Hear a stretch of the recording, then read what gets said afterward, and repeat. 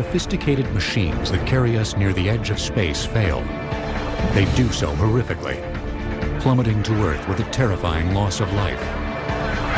But the truth is, passengers have never been safer because of the brightest minds, best technology, and billions of dollars focused on preventing the ultimate disasters. Now, plane crashes on Modern Marvels.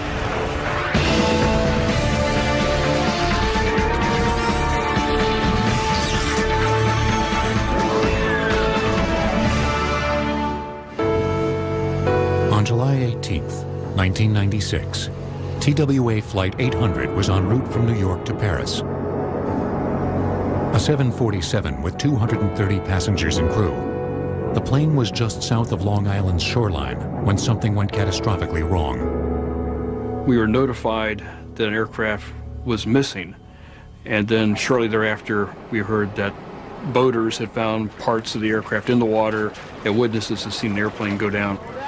Over the next 2 years, investigators would piece together the puzzle of TWA 800 in hopes of averting future disasters and to bring reason to the senseless loss of life. But the emotional impact often obscures the truth about these tragedies. They are extremely rare. Statistically, more people will die in 1 month of traffic accidents than in 40 years of jet travel. Governments, professional unions, and private companies endlessly struggle to keep the skies safe. Still, few tragedies elicit the dread or wound the human psyche as powerfully as the crash of a commercial jetliner. They strike at our most primal fears: heights, loss of control, and even death. They also call into question our dependence and vulnerability when the technology we trust with our lives fails. In the United States, understanding these failures is the job of the National Transportation Safety Board, or NTSB. Immediately following a plane crash, the agency scrambles a GO team to investigate the cause. NTSB will form a number of investigative groups, and depending on the groups that are formed, they'll have a set area of responsibility that they'll focus on. Focus on weather issues. Operations group will focus on pilot training, pilot background. Aircraft performance group will focus on the structure of the aircraft. For the team sent to investigate TWA Flight 800, the first hindrance was that the wreckage lay in over 125 feet of water. Navy salvage teams were brought in to plot the debris field with side scan and laser sonar. But what investigators found created more questions than answers. We see pieces from the center near the wing of the aircraft. Then we have the nose of the aircraft, and then we have a much larger wreckage area that has the fuselage, wings, and all the other surfaces of the airplane. So the wreckage isn't laid out as you would expect. It's not tail, center section, nose. It's center section, nose, tail. The debris field confirmed that the center of the plane, just forward of the wing, had been torn from the aircraft in flight. Fueled by eyewitness testimony, the press began speculating on everything from terrorism to an accidental U.S. missile firing. So many questions were raised that both the FBI and CIA joined the investigation. In the investigation process used by the safety board, everything's on the table when we start. We collect all the pieces of information from every source. Everything's a possibility. And then as we start going through collecting more information, areas start to eliminate themselves. Over the next 9 months, NTSB crews recovered and transferred the wreckage to the Calverton Hangar facility on Long Island. With every scrap holding a potential clue, the investigators began putting the plane back together. Components were identified. They were placed on the floor in a kind of a two-dimensional mock-up, I would call it, of the aircraft. And then the structures people, the metallurgists, then could look at those components and then based on where they were on the aircraft, try to piece together the failure mode that was involved during the accident sequence. But investigators needed more and set out to rebuild 93 feet of the shattered plane. Oddly, once the reconstruction was complete, all the clues pointed not to a criminal act, but an empty fuel tank. As we started putting the wreckage and the pieces together and doing the layout, it was obvious to our investigators that something occurred in that center fuel tank. The question is what? The fumes in the tank had ignited, tearing a hole through the bottom of the aircraft, causing a massive structural failure.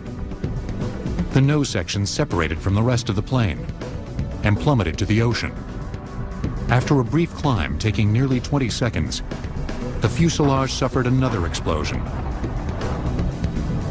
What remained of the aircraft then went into a steep dive, breaking apart roughly 5,000 feet above the water. But further questions remained. Yes, the center fuel tank ignited and caused the structural breakup of the aircraft. Then you take a look at what are the possible events that could ignite the fuel and the air mixture in that tank. And it became a huge list of events that could have done it. The investigation had succeeded in understanding the chain of events, but not the actual cause of the disaster. Still, there was enough information to enact new legislation. To save on weight, planes often fly with just enough fuel on board to complete the flight, which means some of the multiple tanks are regularly left empty. After the final report, the Federal Aviation Administration, responsible for regulating the industry, mandated that all empty fuel tanks be filled with inert gas to stop similar explosions from occurring. But the investigation exemplified one terrifying truth about plane crashes. They are often caused by a multitude of minor problems that combined end in one massive failure. And in some cases, the exact cause is never known. Aircraft accidents right now are extremely rare events. For one to occur at this point in time, it literally takes a breakdown of dozens of links in that chain. Dozens of events have to line up for an accident to occur. For early aviators, the story was quite different. And the science of accident investigation, like that used on TWA 800, wasn't even on the horizon.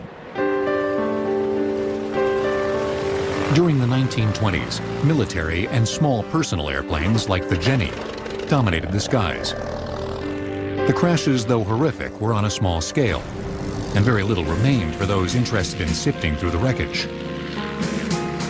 Now, the challenge in all this, of course, is if you have an aircraft that actually experiences an accident, either the pilot survives or he doesn't. If the pilot doesn't survive, you don't really understand what went wrong and how to fix it. By the mid-1920s, the government decided federal mandates were needed to make sure both pilots and the planes being built were fit to fly. The culmination of their efforts was the Air Commerce Act of 1926. The Air Commerce Act of 1926 established an aeronautics branch within the Department of Commerce, which is the direct ancestor of the present-day Federal Aviation Administration. Coming out of that was the licensing of pilots, the certification of aircraft, and the licensing of mechanics. From that point on, we saw a remarkable improvement in aviation safety. But even with the improvements, more was needed, and many safety issues went unnoticed until highlighted by national tragedies. In 1931, Newt Rockne, the famous Notre Dame football head coach, was mourned in the national press when the 10-passenger, mostly wooden airplane he was traveling in literally came apart at the seams. The wing literally fractured and failed because of problems with the design of the wing and the fact that it had exceeded its load limit. People, I think, instantly recognized that a change had to be made in aviation. We went almost immediately, we saw these metal aircraft, which had been under development actually for quite some time. We saw these metal aircraft start to predominate in the minds of airline planners and design teams alike as the way to go in the future. But even with metal fuselage and wing construction, flying was still a risky business. Crude instruments also played a major role in early airplane crashes. Flight navigators used maps, rulers, and newly developed radio flight beacons to plot their course. Small variations in measurements, especially during bad weather or limited visibility, could lead to tragedy. In 1945, a wayward B-25 crew flying in bad weather over Manhattan miscalculated their location. As a result, the captain flew into the heart of New York City. striking the 79th floor of the Empire State Building. The crash killed all 3 on the plane and 11 more on the ground. But small crashes were about to be eclipsed as revolutions in aviation technology put more people in the air than ever before. 2 great revolutions that occurred in aeronautics were the development of the turbojet engine, which promised you 500-mile-an-hour flight speeds, and the development of high-speed aerodynamic theory and wing design that enabled you to develop airplanes that could fly very efficiently at very high speeds. The first commercial aircraft to truly take advantage of these new technologies was the de Havilland Comet.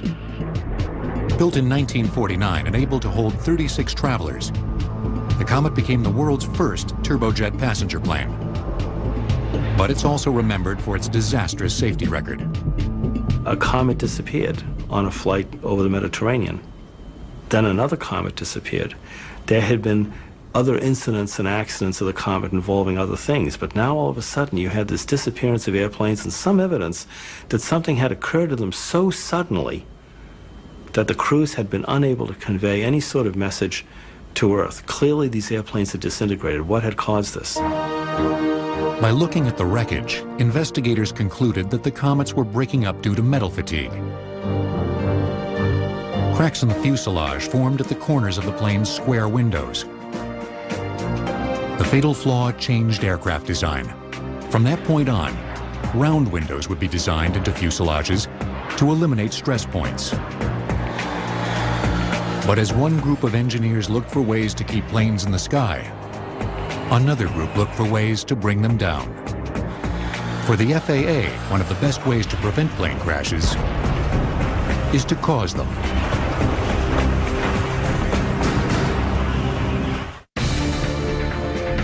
NTSB GO teams are always on call and must be en route to a crash site within 2 hours of being notified.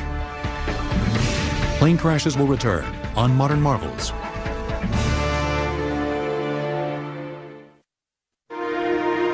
On July 11, 1961, United Airlines Flight 859 crashed while landing in Denver. The plane had left the runway and smashed into an airport construction site. The impact tore through the bottom of the jet and left the plane engulfed in flames. Remarkably, of the 122 on board, 104 survived the crash, and more importantly, escaped a killer that had plagued aviation from the beginning: fire.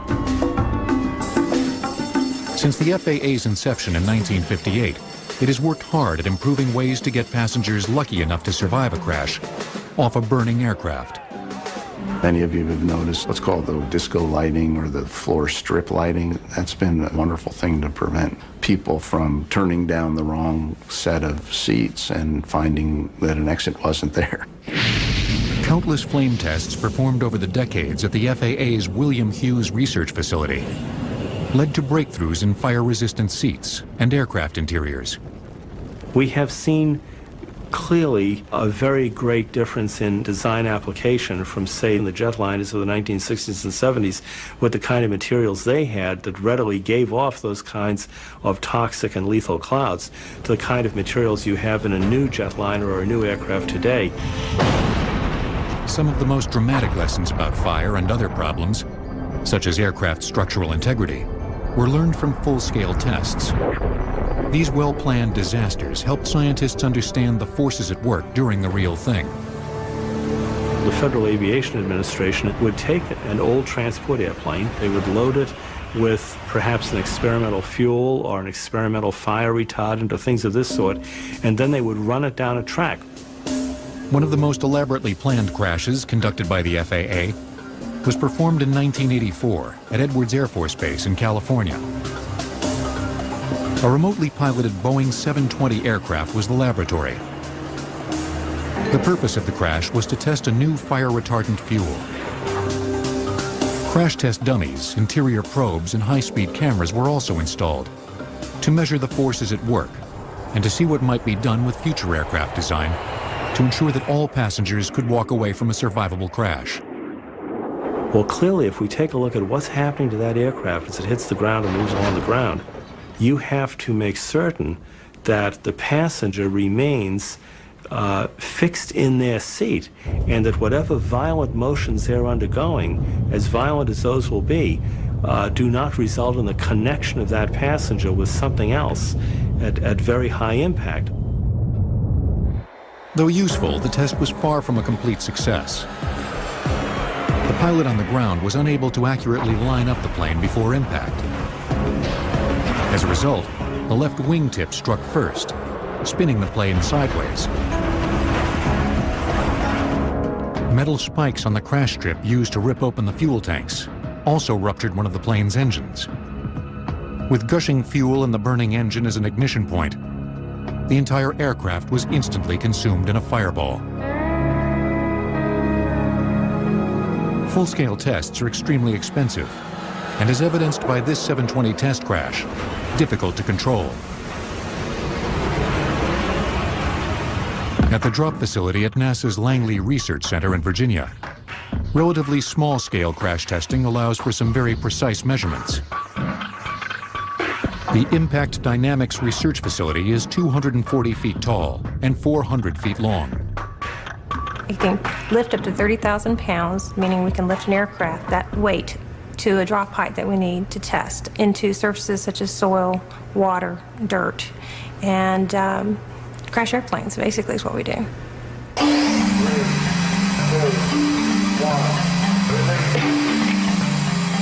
Here, a Learfan composite aircraft loaded with 6 test dummies is dropped from a height of 150 feet. When it gets close to impact, we blow off the swing cables and allow it to go into free flight conditions, and therefore do what it would normally do in a real crash.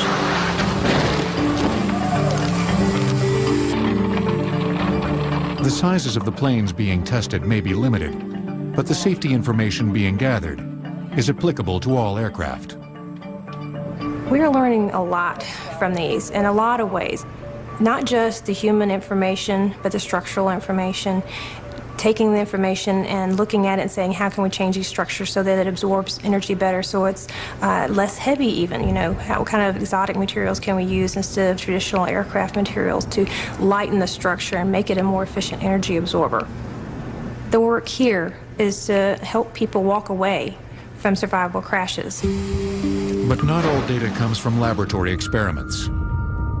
Some of the best devices for understanding the forces involved in a crash are on board all commercial aircraft. 2 data recorders in the back of the plane are often all that remains after a real crash. They are collectively referred to as the black box. In fact, they're both colored orange, and one is a cockpit voice recorder and the other one is a flight data recorder. The reason they're colored orange is because they can be easily identified in airplane wreckage. First mandated by the FAA in 1969, the boxes have continually been upgraded. The early flight recorders were very rudimentary. There was a stylus that would scratch data on a foil medium. The recorder would record only 5 parameters, that is altitude, airspeed, heading, vertical acceleration, and microphone keying. Today, we're up to 22 parameters by law. Flight recorders are able to record, however, at least 350 parameters. The wealth of information recorded by the machines can even be used to prevent a crash. The Flight Operations Quality Assurance Program downloads data from the recorders of working aircraft to pinpoint pilot deficiencies or minor maintenance issues before they lead to bigger problems. NASA is looking to take this type of technology one enormous step forward, with a system that will not only diagnose major problems, but also fix them, while the plane is still in the air. On rare occasions, flight surfaces such as rudders and flaps, which control the plane's direction, have been known to fail. When they do, the result is almost always disastrous. One of the greatest categories of fatalities for civilian aircraft accidents is loss of control in flight. And these are accidents in which control surfaces fail in the aircraft. And there have been accidents such as like the Sioux City, Iowa accident, where all the hydraulics failed and the pilots were left only with engines to control the aircraft. Still in the research phase, a software program called the Neural Flight Control System quickly analyzes the damaged plane. The computerized system then engages any working control surfaces, such as flaps, ailerons, or stabilizers, and often makes them do jobs for which they weren't originally intended. The pilot really doesn't care what surface is being used in order to make the plane move the right way. The pilot just wants the plane to behave the way it should. And so if you put the stick to the left, you want the plane to roll to the left, and you don't care whether it's the ailerons or the elevators doing the rolling for you. Particularly dangerous for pilots is the loss of tail controls. So we're in the simulator, and we're going to freeze all of the tail controls on this plane, the rudder, the elevators, and the stabilizer, and we're going to see how the pilot reacts to this sort of catastrophic scenario. Okay, I'm at 2,000 feet at 210 knots on arrival, 14 miles out from the airport. About 2,000 feet, half a mile off to the right, maneuvering to line up. Yep, and I've just had a failure. I've lost all the control surfaces on the tail. The pilot must now compensate for the loss of flight surfaces. In this case, he uses the engines to help steer the plane, a challenge for even the most experienced pilots. On a scale of 1 to 10, this would be a 10. Without a lot of practice, it's extremely difficult to control this aircraft. As he approaches the landing strip, the plane bucks wildly. Throttle up. Come on, come on, come on, come on, come on. Let's go, let's go, let's go. Come on. Come on. Okay. We're over the threshold and we're not going to do it. Yep. This is going to be a crash.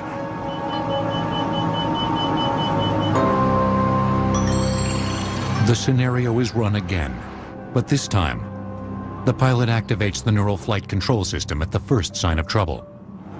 With the controller, you can see now I can pitch the aircraft. It pitches up, the aircraft pitches down, responds to the stick. The pilot uses all the controls as if the aircraft were functioning normally. It's now up to the computer to figure out how to make the damaged plane respond. It's very, very close to finding a normal aircraft at this point. Gear down, flaps down, auto brakes are set, and this is going to be a normal landing.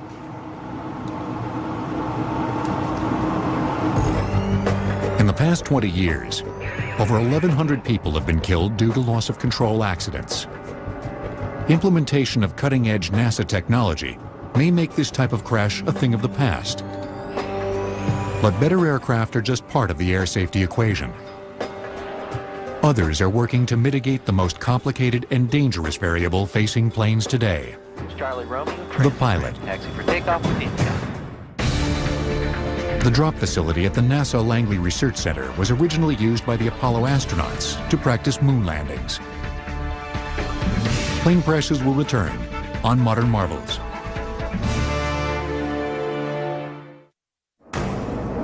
On the night of December 29, 1972, an Eastern Airlines L-1011 was inbound to Miami. As the crew prepared to land, an indicator light on the instrument panel flashed a warning. The front nose gear had failed to lower. Within minutes, a strange series of events that began with a burnt-out light bulb would lead to the crash of Flight 401 and the deaths of 100 people. They couldn't get the primary indication for the landing gear to confirm it was down and locked, so they had an alternate method of doing this. And that was to send the second officer, the third pilot in the cockpit, down below the cockpit into the belly of the airplane where all of the electronics are stored. There's a viewing port down there, and you can look down through that and physically view two indices that are out by the nose landing gear. But the second officer couldn't locate the light switch to see out of the viewing port. Back in the cockpit, the pilot and co-pilot struggled to replace the instrument panel light. Inadvertently, one of them pushed on the controls and released the autopilot. Unnoticed because of the dark night sky, the plane began to slowly descend. When the air traffic controllers called the aircraft, having noticed that its altitude had decreased significantly, the statement they used was ambiguous. They asked them how things were coming along out there, as opposed to asking them specifically, what's your altitude? And in response to that, the captain said things were fine. He obviously didn't know or didn't recognize at the time that the aircraft was no longer at 2,000 feet. And very shortly thereafter, an altitude alert went off in the cockpit, and it went beep, beep, beep, and this immediately alerted the flight crew. They queried where their altitude was, and unfortunately it was too late. Within a second or two, the left wingtip hit the ground, and the rest is history. The aircraft crashed in the Everglades. When a structurally sound aircraft crashes, it's almost always the result of human mistakes. According to NTSB data, pilot error accounts for 38% of major airline crashes. Making sure that the cockpit crew are aware, focused, and in control has become the holy grail of aviation safety. Training programs have proven useful. Pilots receive an almost continuous education, depending on the carrier and type of aircraft they fly. Some of the training takes place in classrooms, but much is performed in flight simulators. Flight simulators are extremely realistic. I mean, obviously, intellectually, the pilots know they're not really in the airplane, and there probably are some slight differences, but they do get so involved in the problem or situation that's presented to them that the level of concentration is just like in flight. The simulators allow pilots to hone their skills in all forms of bad weather and emergency situations. Some of the training scenarios come directly from real-world crashes.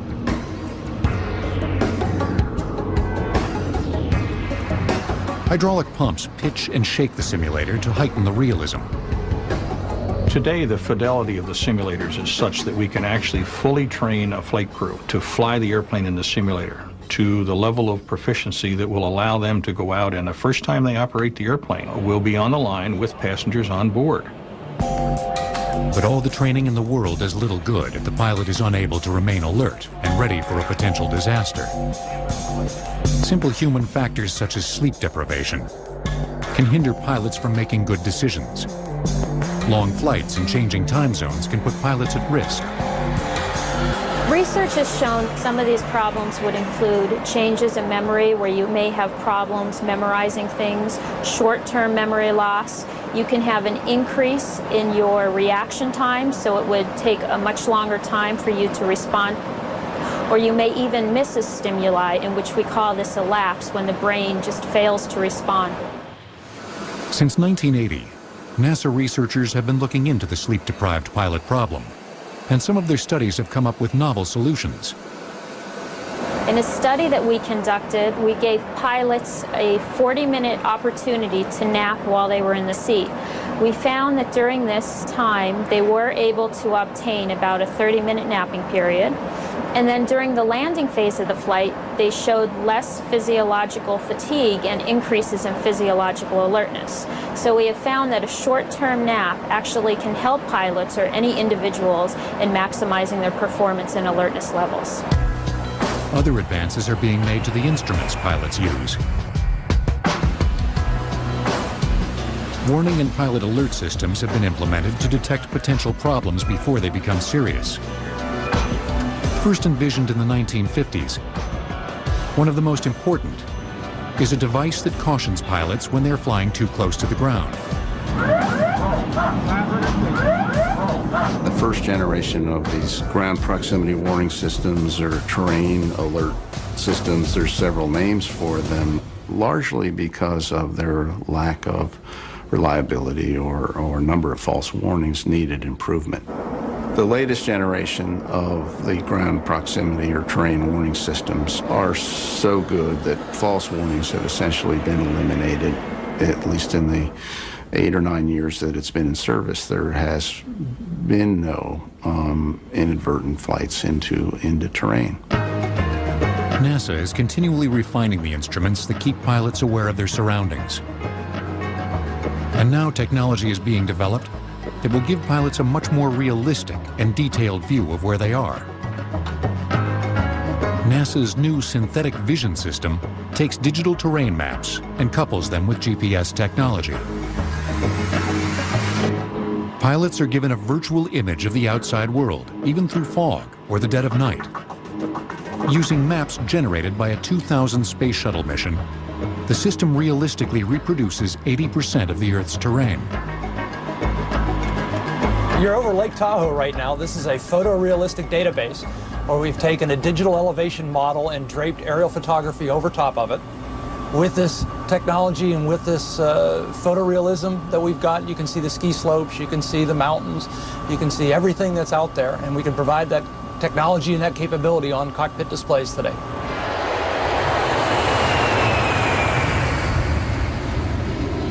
Future generations of this technology may offer a totally new view from the pilot seat. We're hoping that we can generate these head-worn displays that will allow the pilots to look everywhere in the airplane or outside of the airplane.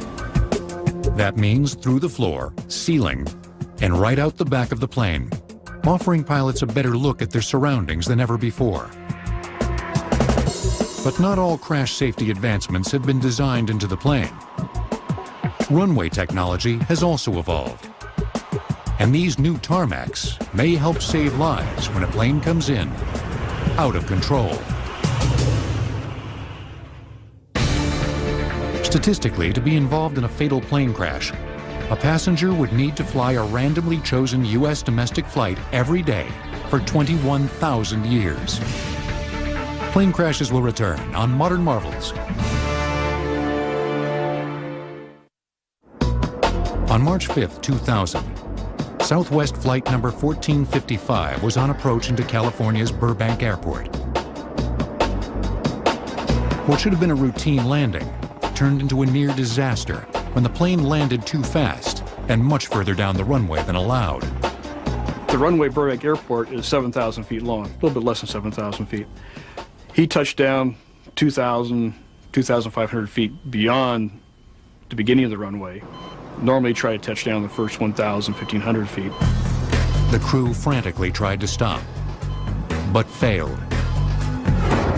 The plane then smashed through the airport retaining fence, into the street, and finally came to rest in a gas station parking lot. Fortunately, everyone survived.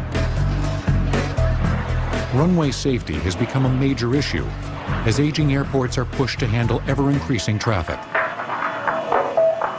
New airports are usually constructed on the outskirts of cities, where open space is not an issue. But older airports tend to be surrounded by the cities they serve, with little or no room to lengthen a runway when necessary. One of the things we've seen before is some type of arrestor system at the end of a runway to help slow the aircraft if it does go off the end. And this is certainly beneficial for airports like Burbank. They have short runways.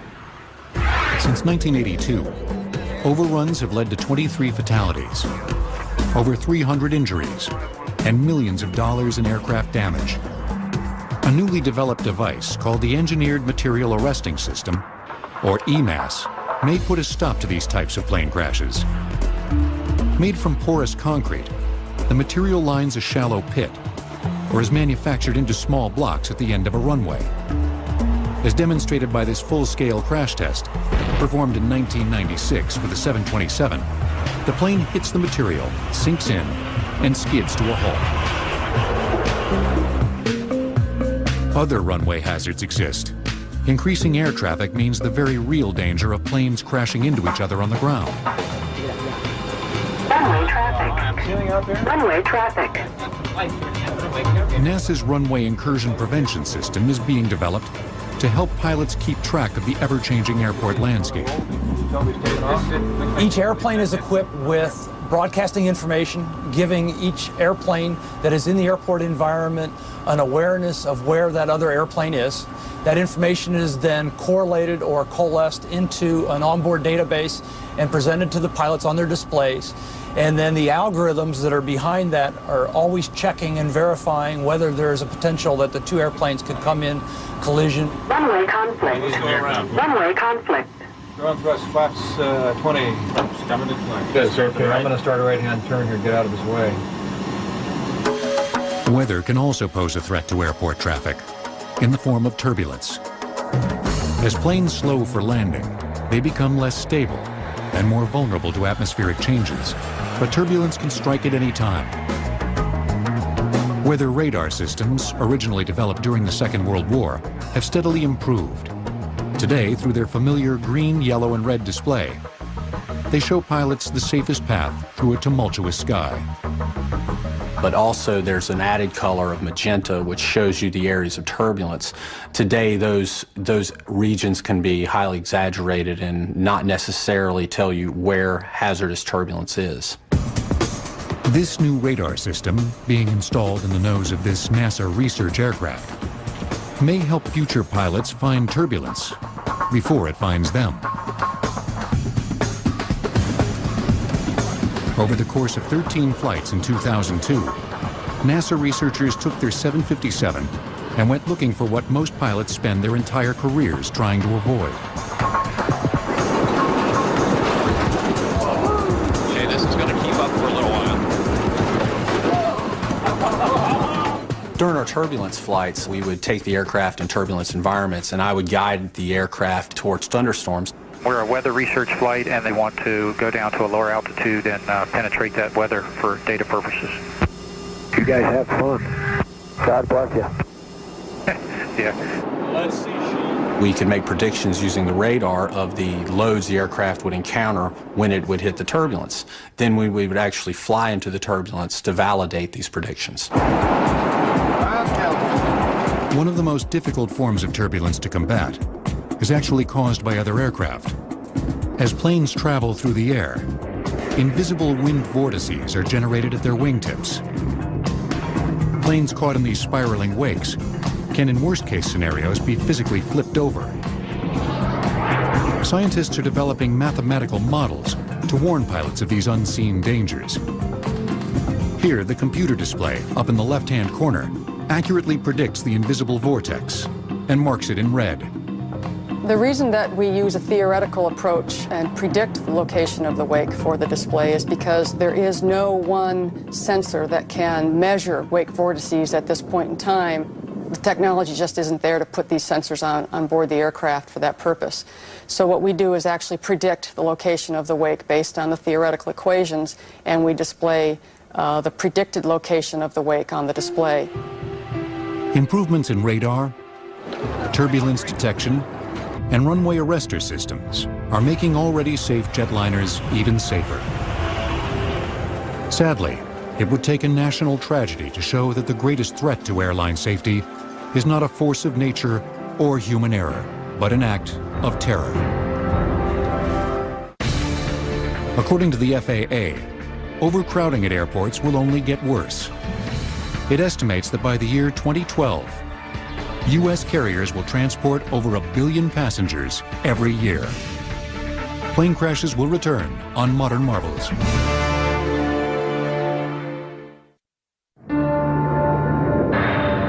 Throughout aviation history, passengers, lawmakers, and safety experts counted on the fact that pilots would do everything in their power to avoid crashes. The events on September 11, 2001, changed that forever. Terrorists had struck before, placing bombs on airplanes or hijacking flights to make political demands. But on September 11th, pilots were taken out of the equation at knife point, and commercial aircraft themselves became weapons. Created on November 19, 2001, the Transportation Security Administration, or TSA, immediately began beefing up security at all passenger airports. For most travelers, better security simply meant longer lines. Today the lines still exist, but they're moving faster. Here at Los Angeles' International Terminal, these passengers heading for the metal detectors and carry-on baggage x-ray machines will wait just under 10 minutes. But even this minor inconvenience leaves many frustrated passengers wondering, what do they think they'll find? The number of prohibited items we've pulled is astronomical. Over 11 million different items we have found at our security checkpoints in our nation's airports. That includes about 1,700 guns. That includes about 60,000 box cutters. That includes 3 million knives. Let me have your bag. Every passenger is checked, even those who clearly pose little threat as terrorists, such as small children and the elderly. Everyone is treated equally, and many people ask us why. Well, I'll tell you, in Connecticut last summer, we found a 67-year-old man who had a hollowed-out prosthetic leg with a 10-inch military knife inside of it. And in Orlando last summer, we had a 6 or 7-year-old boy who had a teddy bear with a gun up inside of the teddy bear. In 2002, the TSA spent over $4 billion on airport security. In 2003, that figure jumped to over $6 billion. A large portion of that money was spent hiring and training nearly 50,000 screeners and security personnel. But even with the additional people, one of the toughest challenges for the agency came in the form of millions of checked bags. Prior to 9/11, only 5% of luggage was X-rayed. Today, thanks to some very sophisticated new machinery, every bag is screened before it's placed on board the aircraft. One of the tools that we use here are these explosive detection units. These machines are able to screen checked baggage at a rate of about 200 bags per hour. The way the machine works here is it's like a CAT scan machine in the hospital. Our X-ray operators can look at the machines and they are able to get slices of the bag in order to determine what's inside. If the operator sees something suspicious, the bag, such as this one, will undergo an additional search. The TSA officer swabs the contents of the suitcase. The swab sample is then placed into this machine to detect for traces of explosives. Like many of the airport security systems, this technology is kept secret, but its capabilities are remarkable. This machine is so sensitive, it can detect traces of nitroglycerin found in hand lotion. And we even find traces of fertilizer found on golf clubs, which is pretty amazing. Tremendous security strides have also been made on board the aircraft. One of the most important was making sure potential terrorists couldn't force their way into the cockpit of the plane. Well, aircraft hardening certainly is at the forefront of the things that were discussed post 9/11, not the least of which was the flight deck door. If you had seen a flight deck door before 9/11 and seen one afterwards, you can definitely tell the difference just from looking at it. In some cases, weighing nearly 90 pounds, the new doors are made from bulletproof Kevlar, reinforced with steel. The new design, which has been installed on every domestic aircraft, makes it virtually impossible for even well-armed terrorists to take control of the plane. But one of the most controversial security issues actually involved putting weapons onto the aircraft. The Federal Flight Deck program trains pilots that have been accepted into the program to the same standard that they treat and train every other federal law enforcement officer, whether it's FBI or BATF or Federal Air Marshal. They're trained to that standard. On April 19, 2003, 44 pilots made up the first graduating class.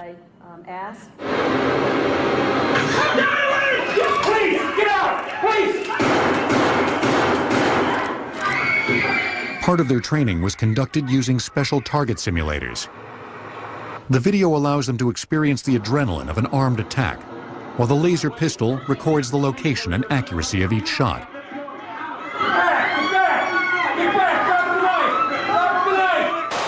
As federally trained officers, the pilots have now become the last line of defense in a long and complex security strategy. All of these things working together is our system of systems.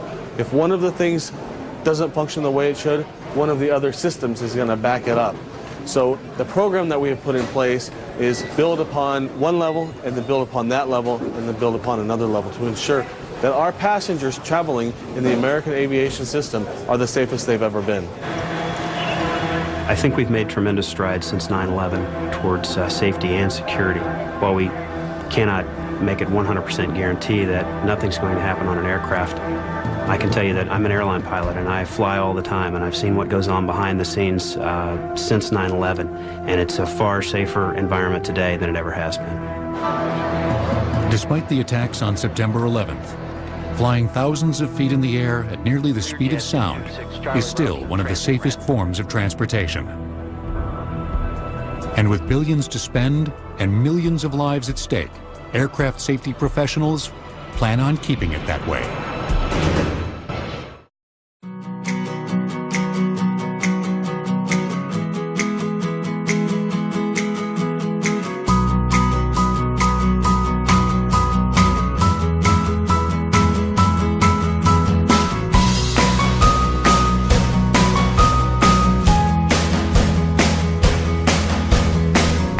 It's not tail, center section, nose.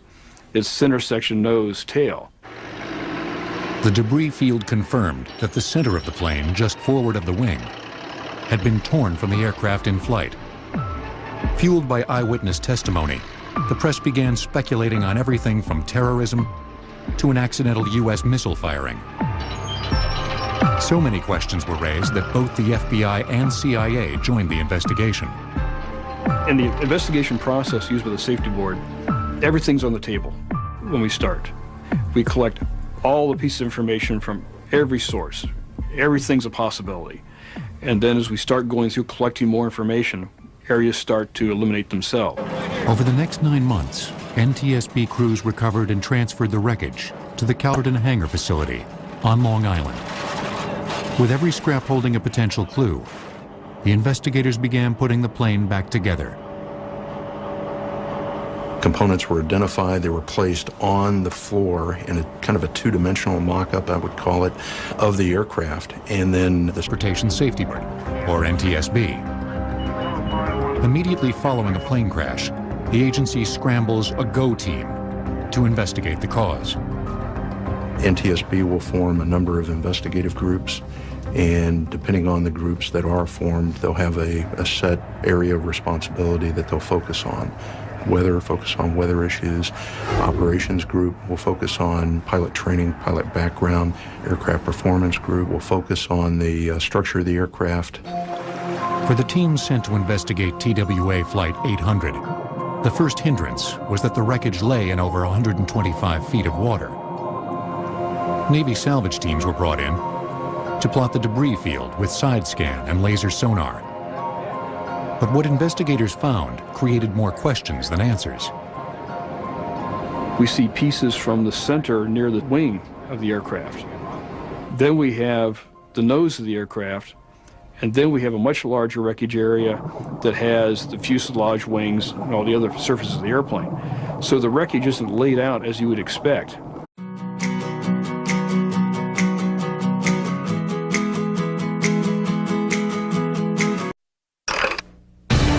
When the sophisticated machines that carry us near the edge of space fail, they do so horrifically, plummeting to Earth with a terrifying loss of life. But the truth is, passengers have never been safer because of the brightest minds, best technology, and billions of dollars focused on preventing the ultimate disasters. Now, plane crashes on Modern Marvels.